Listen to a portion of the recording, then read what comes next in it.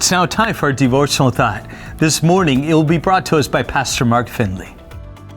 One of the big challenges in the Christian life is to work through certain questions that seem to us to be in conflict with the principles of the Bible. Now let me share a couple with you. If God is so good, why is the world so bad? Why is there so much suffering?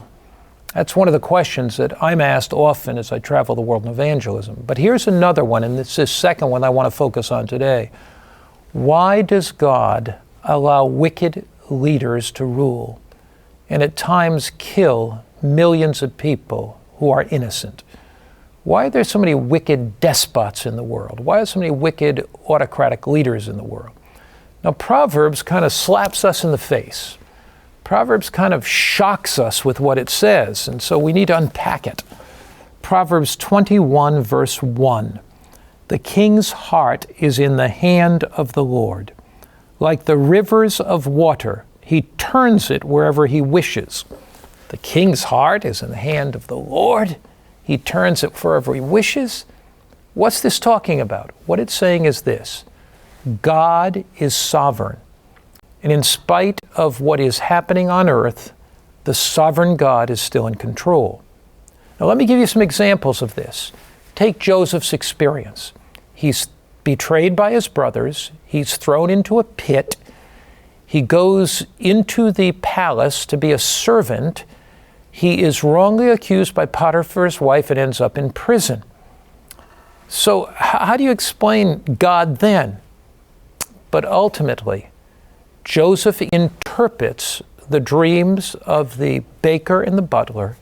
Joseph ends up in Pharaoh's court, and Joseph interprets the dream of 7 years of plenty and then followed by 7 years of famine.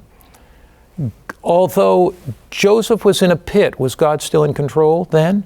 When Joseph was in the palace and in prison, was God still in control then? Did God see the end from the beginning? And did God plan to put Joseph where he was to save the nation of Israel, or Jacob's sons and the Israelites at that time? He did. God had a plan to save his people long before Joseph knew about the plan. Take Moses' experience. When a decree went forth that these Jewish babies be killed and Moses is in a little basket. Take Moses' experience. He's brought up in the courts of Egypt. He flees into the wilderness after he kills a Egyptian. He flees. He's there for 40 years. And you could almost hear Moses saying, "It's just a waste of my life. I've been educated in the highest education in the courts of Egypt." Moses was a historian. He knew geography, he knew war, but yet he's out there herding sheep. But was God still sovereign? And was God going to use that to have Moses lead his people out of the nation of Israel, the nation of Egypt? He was. And you take Daniel, a young man, he's captive, 17 years old. He has an experience in Babylon. And what happens then? He takes 3 years in the University of Babylon, purposes in his heart to serve God, and God uses that to put him next to Nebuchadnezzar, and ultimately Nebuchadnezzar is converted. You see, in spite of despotic rulers, in spite of autocratic rulers, God's still in control. And God opens the hearts of these rulers and these political leaders through the influence of his people. Now, sometimes that influence is through personal contact. Other times that influence is through prayer, where God's people pray. And as God's people pray, the circumstances change. You think of the Battle of Dunkirk in the Second World War, where Hitler's Panzer divisions of tanks had driven the Allied forces right to the English Channel. But all up and down in country churches and city churches, in the evenings, the lights were on or they were the churches were darkened, but people were praying. It's the point. People were praying, and as they prayed, Hitler made decisions to slow his attack down. And you had the great invasion of Dunkirk when the Allied forces evacuated their troops to save an army of tens of thousands. You see, the hand of the Pharaoh, the heart of the Pharaoh is in the hand of the Lord, and he turns wherever he wishes. Now, sometimes these rulers sense divine influence, but sometimes they have absolutely no knowledge at all. The key fact is this: God is sovereign. Let me share with you an amazing experience from here in the United States. In the United States, there was a war called the Civil War. Now, no war is civil, a war between the North and the South. The first battle of that war was the Battle of Manassas in July 21, 1861. General McDowell led the Northern forces, the Federal forces, about 32,000. General Beauregard led the Confederate forces that day swelled to about 22,000. The battle raged all day. Northern forces were attacking. Southern forces were attacking. And immediately, though, as those forces approached one another, and we don't know why this happened in the history books, but from divine history, we know why it happened. History books have a hard time explaining it. The battle has raged all day. As the North and South approach one another, something unusual happens. There's confusion.